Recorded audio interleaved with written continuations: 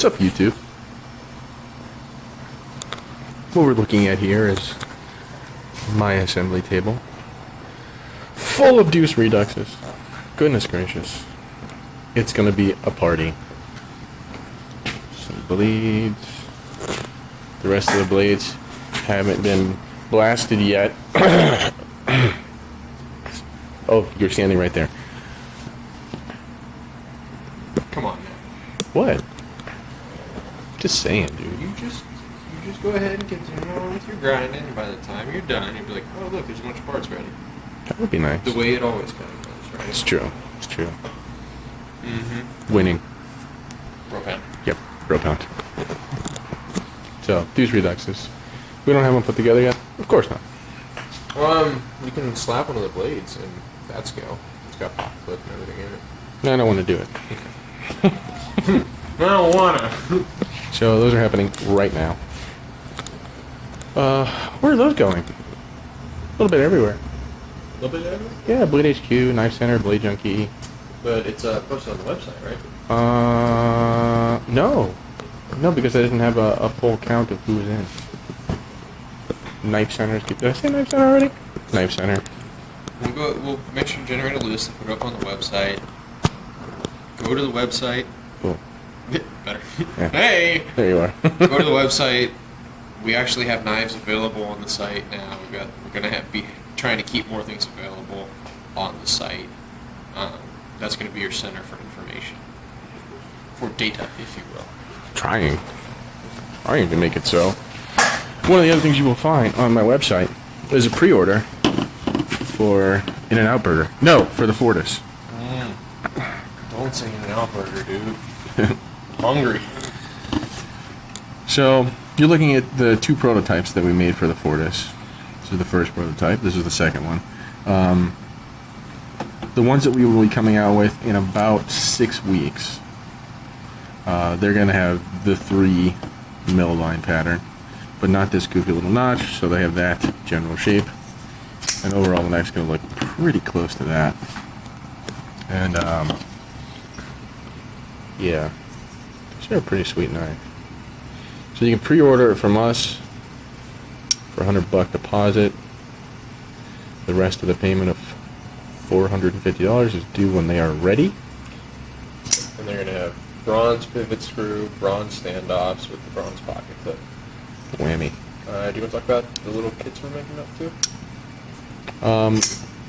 We are creating little hardware pimpin' kits. And they'll have pivots, pocket clips, standoffs, the wrenches for all the screws for those, and super duper Loctite. So you can change out the color of your hardware if you so choose. Because not everybody loves bronze, not everybody loves blue. So we'll do them up in a bunch of different colors. And they fit all of our entry-level holders. It's a beautiful thing. These should be a pretty nice knife. So that was the original prototype. I liked the 3 lines better. But some idiot was milling those on the mill, and he didn't space it properly. Some guy. Some guy ran out of real estate on his scale. Prototyping. Sometimes. It's dangerous. Like almost all of our knives. Alright, this one has bearings, steel insert, rolling detent. And these new little screws that I love. They're little socket head screws as opposed to what we used to use, these big flathead screws. So I'm excited about those screws. I like those screws. Why do you like those so much, Elliot? Because they have a smaller head diameter, which makes them easier to work in the designs. Ah, yeah. That's why. So what you're saying is it gives you more design flexibility, Yeah, which is always a good thing. I dig it. So that is a Fortis prototype. People have started asking me, like, are you going to do special ones like you're doing with the Feroxes? And yeah, there will probably be some specialized ones. And we'll make them and put them up for sale on our website. You getting the gist here? We want people to go to our website. Yeah. That's because we'd like to use our own website as a actual sales tool. I know, it's crazy, right? And it is, of course, ferrumforge.com. Yeah. It's going to be tough to remember. It'll be in the description on this video, and if you just Google Ferrum Forge, shit, if you Google Elliot Williamson, if you Google goofy-ass California knife makers, it should come up. I'm just saying. I don't know what you're talking about, bro. What? Yeah. Let's see what else we got sitting here. Michael Gavick and I are going to team up again at some point this year and do a... one more time. Yay, with more feeling. Do a modified Mako and do a big run of it too. Make it an entry level. So they should have a fairly nice price point. And yeah. Obviously I have to change some things in the design. A little bit more flipper tab. I might change some other things too. D10 position. That's why we make protos. And that is why we prototype. Always be prototyping. Always be prototyping. Here's another prototype. This was in my last video. It's a prototype for a collaboration I'm doing with Eric Kramer. Eric Kramer is a local knife maker to me here in California, San Diego. And yeah, he's a good friend of ours now. Once we met each other, we like him a lot. So Kramer doesn't have a flipper in his lineup, and I was like, dude, let's design one and let's do it. And he likes it, and I like it. I like it. It's very ergy, very stabby. But I think, really what we have to highlight is the hoo-haws. Hoo-haws. The hoo-haws. Mr. Kramer was very excited. Hoo-haws. His turn, not mine. I call them love bumps. Who was it that wanted to call them love bumps? I think it was Stout. Stout was like, jimping from now on will be known as love bumps. I have not heard. And I was like, perfect. 100% support that. Love Love bumps. So we're doing that. These guys available on the website? This one is still available. This one's not? Nope.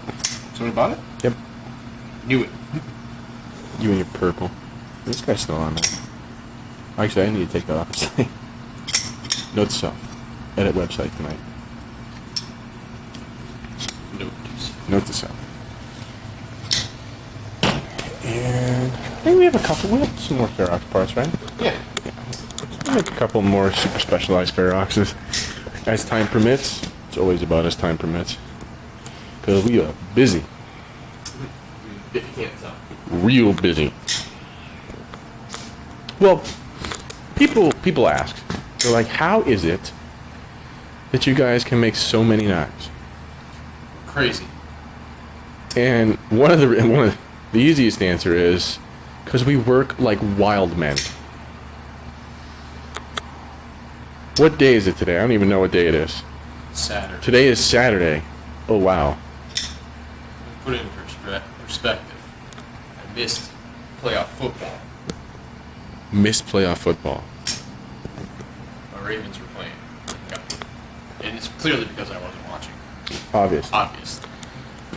So, we work a lot. A lot. It takes. And we just roll and roll and roll like heat treat mess. Literally, I would be heat treating every single day for the rest of this month, basically, because I have one of my ovens break. So I'm an oven down. So now I have to plan ahead and heat treat like a wild man. So we've got ovens rolling every day, where I'm always grinding blades every day. We're always doing somebody's scales every day, like some model. We're machining something every day. Something's getting machined, something's getting blasted, something's getting anode, you name it. Every single day. We just roll. And guess what? We use water jet. Yeah. It's 2015. We use power tools. It's true. We use power We tools. use power tools to make knives. Yeah, I'm waving people at the door. Never know. Visitor in the middle of the video? Hey, it happens. Because truly, that's what we see water jet as. That's what we see CNC as. It's just a tool. Yeah. It's a really cool tool, but it's still a tool. So we've set out to make knives in the best way possible, whatever that may be. So we don't want to limit ourselves into one specific method, because the proof is in the pudding with the knife. So here's an example of a knife that would be very, very difficult to generate without CNC. I mean, doing subframe locks without CNC is incredibly time consuming. And to make this knife all manual and generate all the parts that are in it manually, Because there's a lot. there's a lot of parts in this knife. It would have taken a week For one knife. for one knife. Now that works for some people, but we're building something a little more than just being a knife maker. We're a knife company. We really are. Literally. We're incorporated in everything. We are a corporation. And so we can't make knives one at a time. I mean, physically we can't, but from a keeping the business going standpoint, can't do it. Unless you guys want to have $10,000 knives. I mean, that's fine. Where are you pointing at right now? Your crotch. Yeah. And the other thing is, the thing like we like the best, Chris and I like the best, is that when we use outside people, right, we're actually contributing to our local economy and to our own nation's economy. Right, we are creating American jobs, not just for ourselves, but for other companies, and we think that that's really, really important. Yes. We'll come out and say we use WaterJet. We have a separate guy that does WaterJet. We have a machine shop that does work for us that we work very closely with. And you know what? They employ American workers. So we see it as we have a company that we're part of this resurgence of American manufacturing, and the best way to do that is to work with everybody else, and especially our local companies. There's a lot of very, very good companies here in San Diego. We're very lucky in that sense. So we want to everybody, Everyone. because the better we all do, the better the industry and the economy does, the better we all do. Exactly.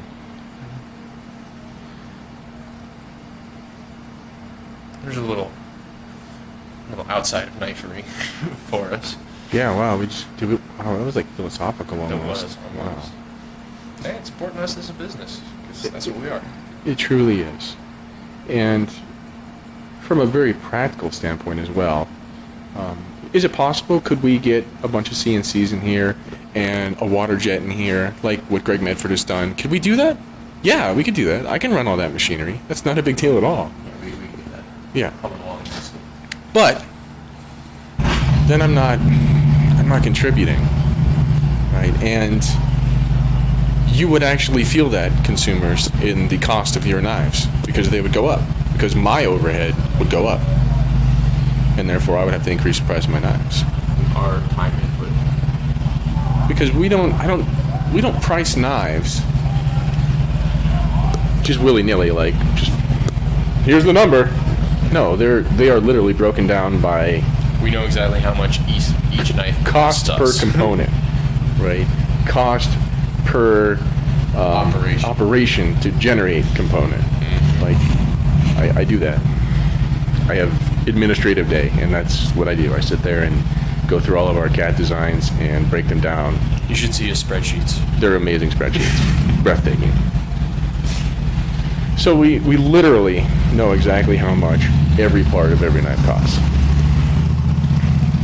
And that's how we generate pricing for knives. And so people are like, well, how are you generating runs of 200 at such a low cost?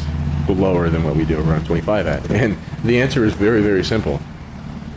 quantity discount. Right, my blades Yeah. are being Partnering with other companies in the industry. they are being machined and ground by Larkin Precision Machining up in Washington. There are a lot of people that use Larkin that will never say that they use Larkin, but we don't have a problem saying that we do.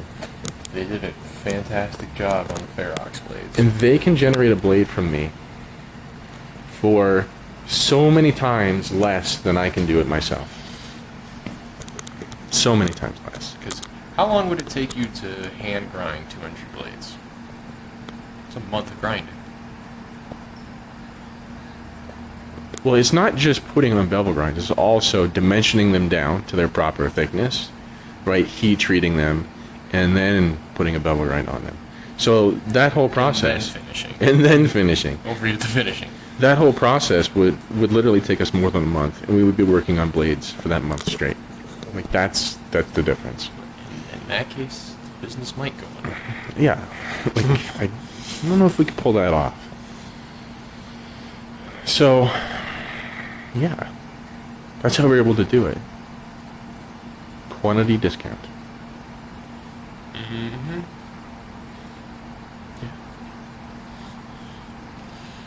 Was there anything else you wanted to discuss? What I got in the works. We got a lot of stuff in the works. In the works. Right, so we've got mini Radion and interceptor blades. Right, they are here. They're gonna get their pivot holes drilled and heat treated. There's already some in the oven right now. We're gonna make sure to drill the pit holes before we heat you. Yeah, it works out better that way. Apparently. Here we go. Here's what's coming up very soon. Stinger blades. Oppressor blades. I just heat treated all of these. Enough in this heat treated state to get reflattened. And then ground, and then all of the edges all cleaned up and ready to go. I make that sound so easy. Just flatten it. Bam, thank you, Yeah, man. and grind it, no big deal. Yeah, that's gonna take like days. But one shot. I mean, like that. They're organized in this curvature because it's a little process, right? Go here, you do one operation. Come over here, you do another operation. I mean, that's how it works. Both in tight. They don't magically finish themselves. I wish they did though. God, that'd be so nice, wouldn't it? Why can't we have that machine? I don't know. You know what? We emptied the giant pile of belts. It was up to there. That was where the marker. where It that was knife actually a is. little higher. I think we got over that. We emptied it, and now it's growing again. Yeah, Tower of belts. we get boxes and boxes of belts in here. We go through many thousands of dollars of belts. Whole lot of those. Whole lot of belts. So that's what's going on. Those are the scales for stingers and oppressors. Right? We're doing all that machining here. These are pretty raw. Raw dog. Everything's all mushy from water jet tabs, and then they'll get cleaned up to there, and then cleaned up again. Again. And then they'll get the Scotch Brite, so they're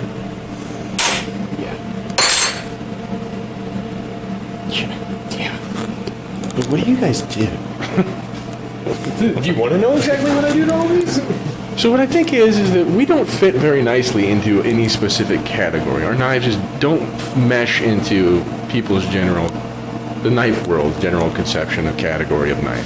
Because there's really out there's three. There's production, mid-tech, and custom. Unfortunately, we incorporate techniques and things from all three levels to put them into our knives. But so is there still a lot of our hand time that goes into every single knife? Yes. Yeah. Right. We are still fitting every single lock. We're setting every single detent. We're sharpening it by hand. They're getting hand profiled, all that sorts of stuff. I have to go back and ream holes and do all the cleanup stuff that has to be done no matter what. Fantastic example, right? Here's pocket clips that come from Waterjet. It's a piece of titanium in a shape. And eventually, here, you know what? They end up looking like that. So to get from chunk up titanium to functional pocket clip, guess what? Takes some time.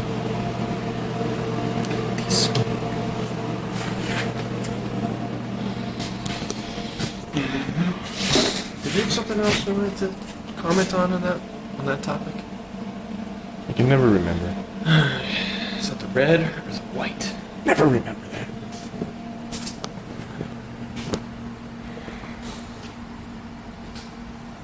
Well, I mean, I think it's because people just don't know they don't know what to think about us sometimes. Because we really have come out of nowhere, right? Bro, I've known you my entire life. I don't know what to think about you.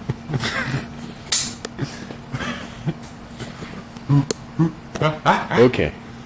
I get it. That's cool. Whatever, man. Just gotta keep it in perspective a little bit. It's true. You were going off on something. Yeah, well, we don't fit well in the categories, so people don't know what to think. Oh, I know what they should think. What should they think? Judge the knife for the knife. Ooh, what a novel concept. Because we do think that we make some really good knives. We definitely try really hard. Some gnats. We try really, really hard. Something that's gonna obviously perform. We like that. Yeah, oh yeah. It's gonna flip real well. It's gonna lock up. The lockup's not gonna fail. And it's gonna be very sharp, high quality steel. And if you're going out feeling a little fancy.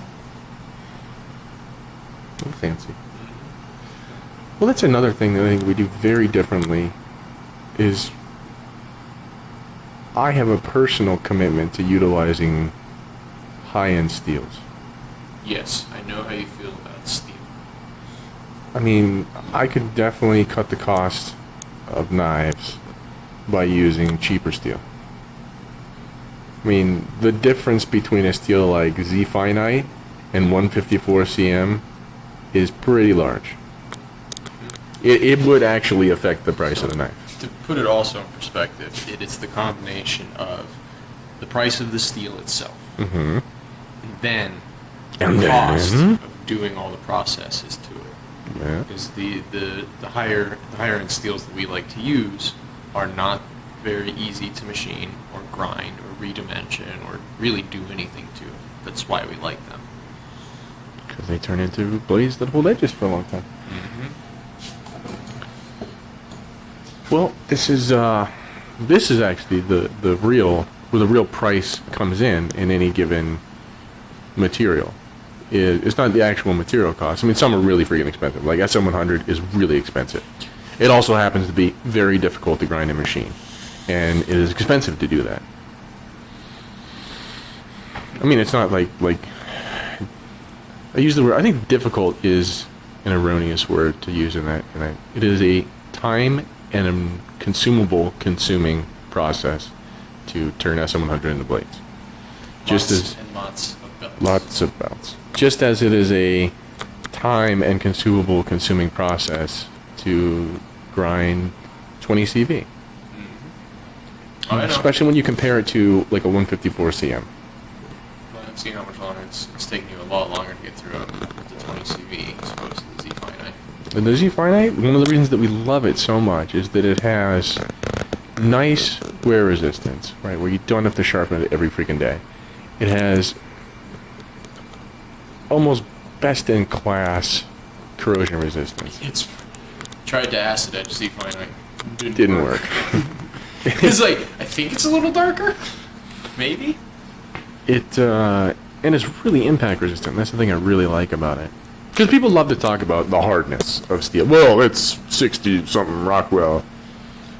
Like this is actually an effective measure of any of the properties that are useful in a knife. Well, what? I've gone is- on this rant before in videos. You've done this one? Yeah. So I was going to say, well, what is hardness? And the hardness is a resistance to deformation in a localized area. That's all hardness means. How much pressure is required to create a permanent deformation? Really, we like wear resistance. Wear resistance is the property that really affects edge retention, which is one of my favorite made-up terms in the knife world. There's no actual standardized measure for wear resistance, or for edge retention. And there was an article in Blade magazine where they did a bunch of tests with a bunch of different steels. But they could have made it really standardized, but they didn't. They did it like field dressing deer. Right, so it's like we were almost there. We almost got scientific on it, and then we went and just threw something in there that is an uncontrollable variable. Yeah, not a uniform piece of material. Mm-hmm. Well, it gets very complicated. It's hard to set those metrics and measure that. It's very hard because you have to standardize so many other variables. So that means that the blades have to be the exact same shape, the exact same angles of grind. They have to have the if you want to really test a steel, it has to be tested against itself with a bunch of different heat treats done to it, and then it has to be paired, and that test within itself then has to be compared to the same block of testing done on another steel. So you can begin to have comparison. Now that's a damn spreadsheet right there. That's a spreadsheet and a half. And wear resistance doesn't get talked about in the industry because it's also very difficult to quantify that in a meaningful way to people to visualize, because there are a bunch of different wear resistant tests and there are different types of wear resistance. So it's very difficult to talk about them in a quick, soundbite way, like Rockwell hardness is just quick. Well, this is 56 or this one is 61. And people, because for many, many years with steels, the harder something was, the more brittle it was. That was a correlation that was true. That correlation is not necessarily true anymore with some of the more high-tech alloys that we have. High tech. High tech. We like that high tech. Mm-hmm. It is the year 2015. It is 2015. We're in the 21st century. Yeah. Right? Well, I hope that was a enjoyable video with some info dump. So, things to look for. Let's recap. Recap. We only have like a minute, so. Recap. Those are coming out. It should be available at Deuce dealers. Redux. Deuce Redux. There will be a list of the dealers they are available at on my website. Ford pre-order is happening right now. Oh, thank you, compressor. Hi. My new compressor. Still love it. It's pretty awesome.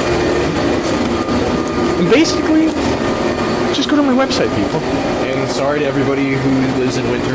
Yeah, that must suck to have winter.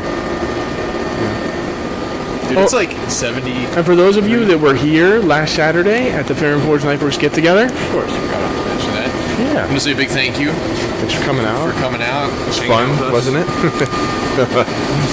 Ooh, And there you go. we're definitely going to try and do those a little more often now and let people know. And I'm getting the sign. We got to sign it off. Yep, it's time to go. All right, YouTube. See you later. Bye, YouTube. Live sharper. Live